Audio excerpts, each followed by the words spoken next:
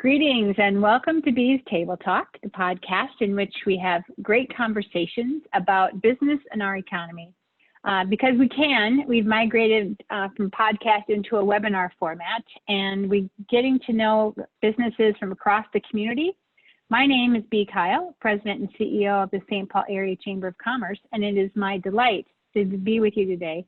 We're going to be putting together a series of conversations, given our current status is dealing with the COVID-19 pandemic and the subsequent seizure of the economy. We're going to be talking to several business leaders from a wide spectrum of sectors to get a sense for what's ahead and have some real thought-provoking conversation. So to that end, today I'd like to welcome my guest. He's a friend and a SPAC board member, talented executive in the financial services arena. Mike Hauswirth is a division manager and senior VP at U.S. Bank with over 28 years of experience in the financial services industry. And as you might imagine, has been front and center regarding the Paycheck Protection Program and some of the COVID-19 relief programs. So Mike comes to us by way of the University of Kansas, proud family man, and thanks for sitting down with me, Mike. Yeah, hi, Bee. Very glad to be here. Appreciate it. So I have to pause. I'm always fascinated on how people get here. How is it that you got here from the University of Kansas? Well, UK is actually my graduate degree. So I actually grew up in northern Wisconsin, got my undergraduate degree a long time ago at Wisconsin La Crosse.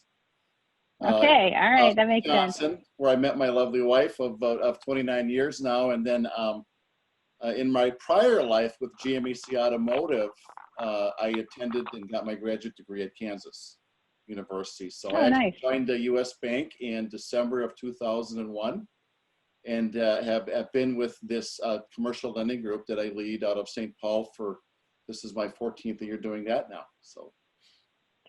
So I got introduced to you just under 3 years ago, and I moved over to the St. Paul Area Chamber of Commerce, and somehow I thought that you were new in your job. So clearly it was just me who was new in my job. You'd been in St. Paul for a while. Right, pretty much correct. For the first 11 years with this team, I was more on the credit side. So I headed up all of the credit and underwriting and reporting and processing for all of U.S. Bank's Twin Cities commercial banking divisions here in the Twin Cities. And then about 3 years ago, I switched over to the division manager role of the St. Paul team. So switched over from more of the credit side to the relationship, with existing clients, and then prospecting and trying to build new relationships. And it's been a refreshing change, to be candid. So I bet. And you are well skilled for the external relationship building. You've been amazing to work with and get to know over these last 3 years. I'm grateful for the work we've gotten to do together. Yep, likewise, Bee. So the purpose of this series of podcasts, webinars, really is just to get to know the business community, put faces to the names, and find out a little bit about what you're working on. I'm interested in, as large as U.S. Bank is, how have you been experiencing COVID-19? What's been the impact been for you as an organization? Yeah, it's I'm going to try to answer it from two fronts, Bee, and I guess one front would be kind of the client impact and experience and how we're trying to manage through that. And then the second piece would be, the 70,000 plus U.S. Bank employees and how we're trying to manage our new way of life as well. So really from the clients, first we've got the business clients, right? And you already alluded to it that, the PPP program has been huge. As everybody knows, it's allowed, small businesses to keep employees on staff for longer periods of time that otherwise would not have been able to. To date, we have underwritten or processed over 79,000 loans, totaling over $7 billion, and that's an average loan size of about $80,000. So, we have been, we started by processing digitally, like many larger banks who use digital platforms for the SBA lending program. We ran into problems because of volume and trying to build scale. So at the same time, we also were doing it manually and have done both. And so we were probably a little bit behind the curve compared to the community banks, which did a fabulous job out of the gate. in support of the PPP, but once we caught up and implemented both the manual process and built up the platform for the digital platform, you know, we've exploded, and we're still doing PPP loans, maybe not as many as we were, say, 2 or 3 weeks ago, but we're very proud of that fact. And then, you know, other business support, we have, you know, we've been deferring payments, you know, for existing loans as necessary. And, you know, when it comes to the treasury expenses in terms of writing checks and processing money, you know, we've been giving discounts or even, you know, providing those things at no cost, you know, especially to the, you know, to the very small businesses and even to the restaurants of the world, right, that have been, you know, more impacted maybe, say, than others. So that's kind of the business front for businesses. On the client side, you know, and I'm looking at my notes, as of now, you know, we've provided several $1 million in the form of mortgage assistance, auto loan assistance, whether that's deferrals or interest only periods of time. We've got a couple of loan platforms where we are providing, you know, interest rates that I would say are significantly below market during this time to help people as well. So, you know, very proud of those two fronts. You know, switching over to the employee impact fee, you know, as of now, about 80% of U.S. Bank employees are working from home. You know, we do have essential services that where we have to have people, you know, work from the office, and that can be, you know, the branch employees, operations personnel, and then critical service locations. And so for those people, you know, we've got the social distancing in place. You know, we provided the, you know, personal protective equipment in the form of masks. You know, we've got glass partitions in place in the lobbies for the branches that are open. So, you know, very conscientious of those things. And the last piece on the employees, you know, for those employees that have to work, you know, on site, we did increase their wages by 20%, their hourly wage during this time in support of that. And there's, you know, and there's other things that we've done in terms of more flexibility, working from home with your kids there by your side, right? Kind of a new age for all of us. So, so very proud of pros and cons on that one. What are, you know, you're a monster company. You are so invested in the community, and given the kind of work you do in the banking space, you get to see people on a more personal level than do most. What are some of your observations about what the real impact is on the street? I mean, really, for the companies, the people behind the companies, how are you observing some of that? You know, it really varies, B, and so my group, the team that I lead, we're more in the middle market space, right? And so middle market for U.S. Bank means companies with annual revenues from 20 million to 500 million per year that we do business with and have partnerships with. So, so that being said, you know, we've had a lot of clients that have actually done well because they've been in the essential service category. You know, maybe they're in the grocery space, maybe they're in the medical space. We've had some clients that, you know, maybe in a certain industry, but have been able to shuffle and create face shields, right? Or start creating masks and gowns, right? So they're able to adjust. So, so some have done very well. Some that are tied, you know, to the restaurant industry, whether it's direct or indirect, as you can imagine, that they're feeling it in a much more, you know, impactful and negative way, right? So it's kind of been all over the place. I would say that, you know, if you go into our business banking world, it's going to be that much more probably challenging, right, for these smaller and smaller businesses that just, you know, where they don't have the long-term or the resources and maybe the liquidity that the larger businesses have, right, to hang on during this unprecedented time. So it's kind of been all over the map. You know, I'm a closet economist, and I regularly follow U.S. Bank's economists and Wells Fargo's because you have some amazing talent on your economics team. What are you getting from your corporate input relative to projections about the economic environment for the next 12 months? What are you hearing? You know, great question. And I say that because I think it changes by the day. Mm. You know, I think it started off where I think we're hoping this was going to be a really fast thing, right? The several weeks will be just shut down and then everything opens up. But then as the reality of this pandemic has started to show itself that the, you know, a lot of this, you know, how we deal with it and how we social distance and those impacts. I mean, to me, it's progressing. It's unfolding. And I just, you know, I think right now the consensus is that, you know, we're obviously we're in the middle of probably the biggest, quickest recession in our lives.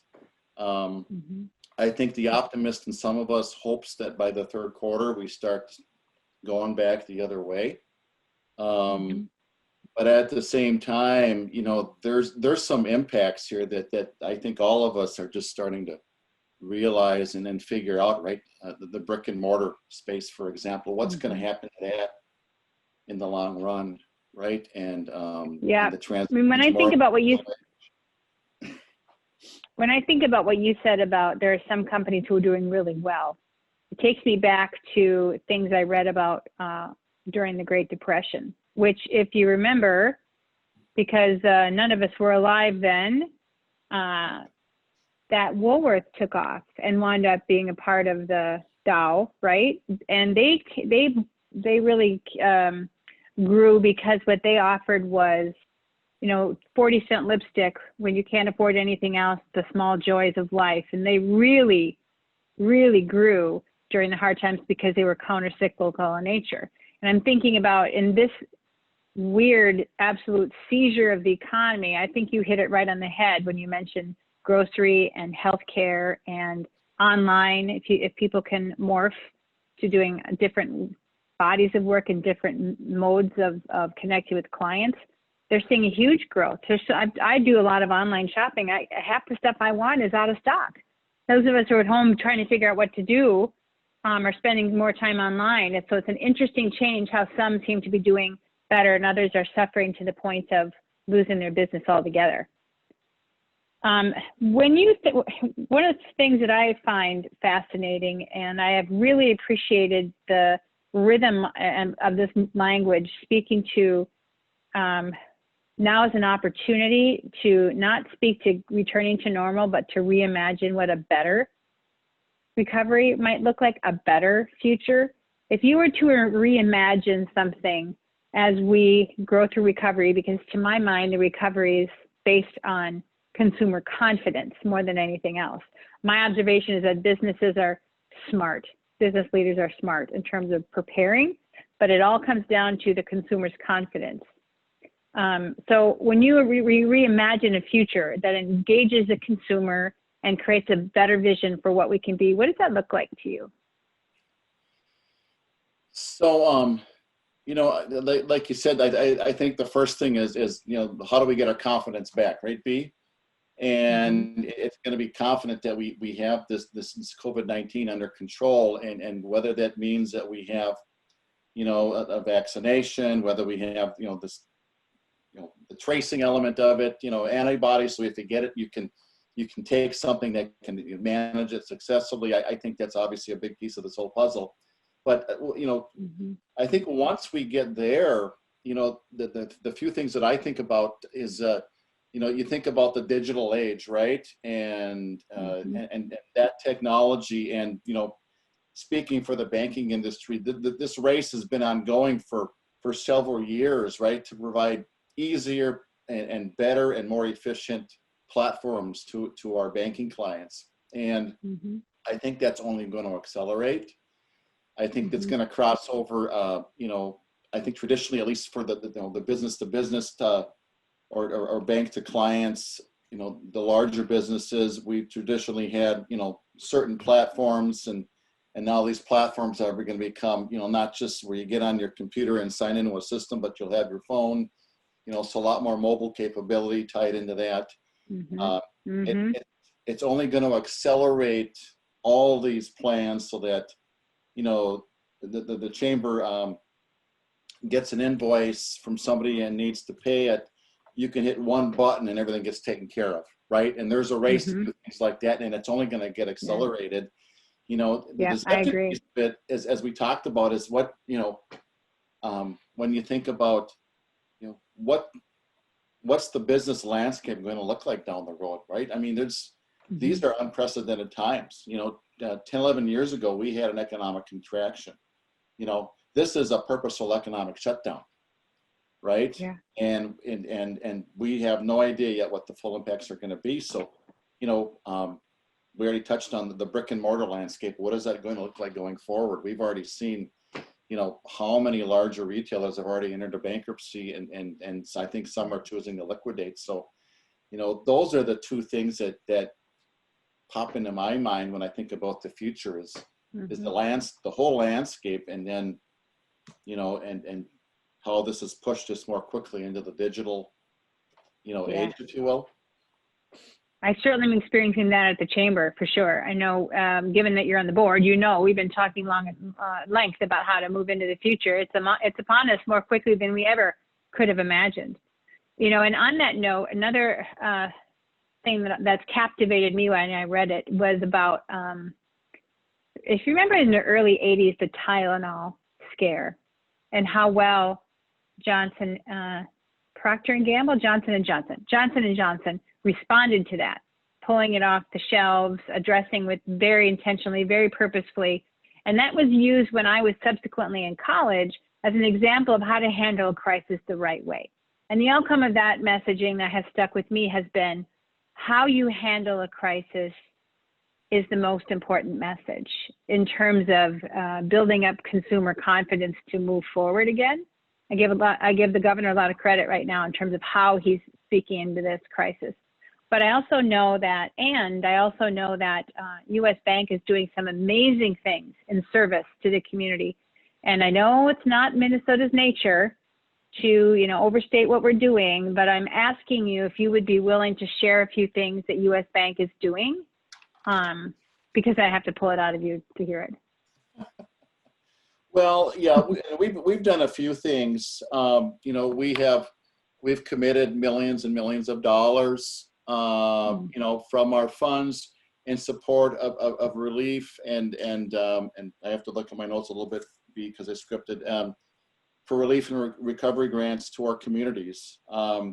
We've created an employee virtual volunteer program, right? So we're trying to do it and provide support on a virtual basis, right? And so, and we've actually doubled the amount of the bank match for the employee giving cause, to, you know, to further support and hopefully entice our employees to, you know, to keep supporting these causes that we already have. So, you know, the amount of volunteer hours that we put in and have put in and will continue to put in, are, you know, it's you know, just for the Twin Cities, it's in the thousands and thousands every year. So, you know, those are a few of the immediate things that we're doing. You know, talked about it earlier, just trying to provide the support to our clients, right? Whether it's B or Mike on an individual basis, to provide relief for the mortgage payments and the car loan payments, or to the businesses, right? Helping them process the PPP loans and giving them deferrals and you know, and other, you know, things to just help reduce, you know, the stress of cash flow during this unprecedented time. So, you know, so very proud of that. You know, I would add, and I'm gonna switch over a little bit right now, B, to one thing that I wanted to talk about was, you know, why I'm so proud to be, you know, on the St. Paul Area Chamber of Commerce board. This is my third year, but it's kind of tying to the things that we're trying to do during this time and that we have been doing.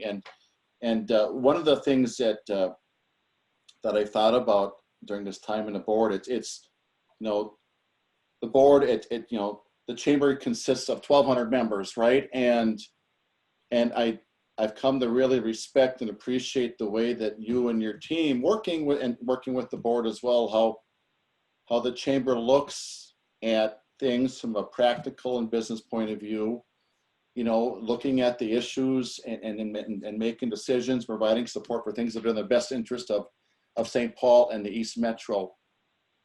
But at the same time, weaving in the element of equity and economic inclusion, right? And that's been near and dear to me from the day that I joined, and I've seen that, and it's energetic. And I say that because, U.S. Bank, we've been embarking upon the same journey for years and years as well, right?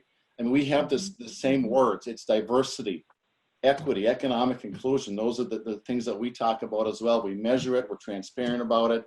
We're focused on it. And, it's not only the right thing to do, but economically, just speaking for U.S. Bank, it's in our best interest. It's in everybody's best interest to bring everybody together for, during this journey. So I just want to commend you and everybody for that, because it's something that's very engaging. And then the second piece be it, and I know I babble about this all the time, is just being part of this workforce committee that I joined in 2018. Then in April of last year, we had our first Career Pathways Day at St. Paul College. We had kids from seniors from St. Paul Johnson there.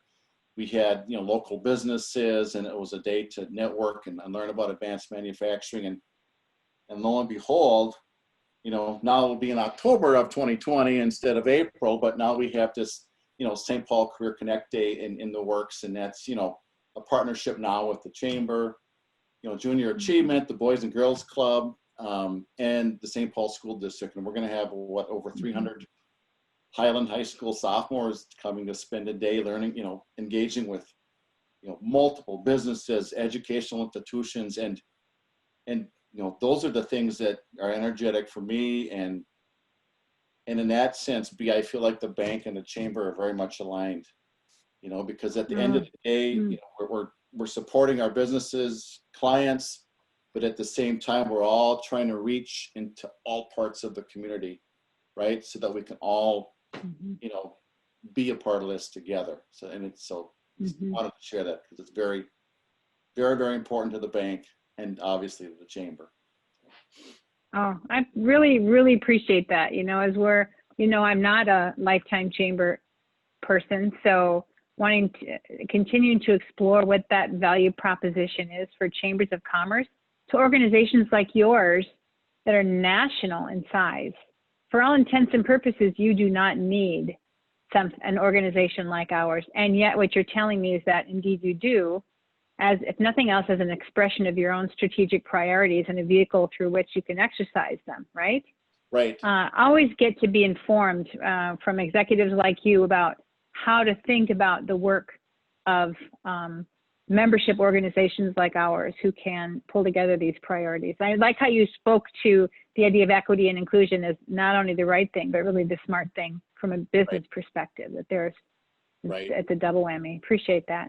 Yeah, it is. And if you look at the demographic, profile of today's, United States or Minnesota or the Twin Cities, and you look at the future, I mean, there's such an obvious business case to be made that in many ways, we need to continue to strive to be more aligned culturally with the communities that we serve, and I feel like we're doing that, both the Chamber and U.S. Bank at the same time, and trying to drive down that path. So, very proud and exciting to be a part of that.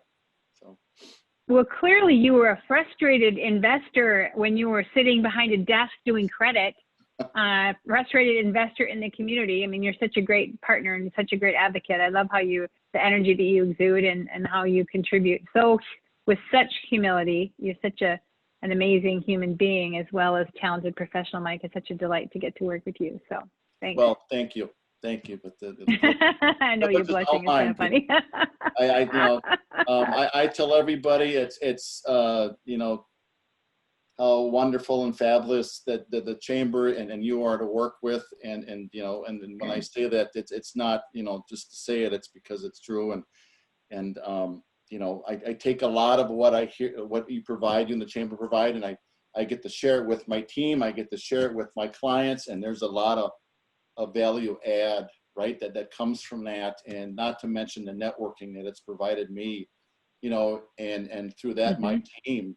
as we go plot ahead and try to, build new relationships and strengthen the ones that we have. So all these things that, that also come with being part of the board has been very, very helpful and fulfilling. So. Fabulous. Well, Mike, I just can't tell you how much I enjoyed chatting with you. Thanks for taking time out of what is a very busy season, I know, for you. But I just wanted to say thank you for all that you're doing and all that U.S. Bank is doing on behalf of this region and this state. Thank you again for joining me. Of course. Thank you, Bea. I appreciate it. And for the rest of you, thanks for joining Bee's Table Talk. We'll be having a few more conversations like these, where we get an opportunity for a moment inside the world of an executive of a company that plays a big part in our regional and state economy. So stay tuned for next time and have a great afternoon.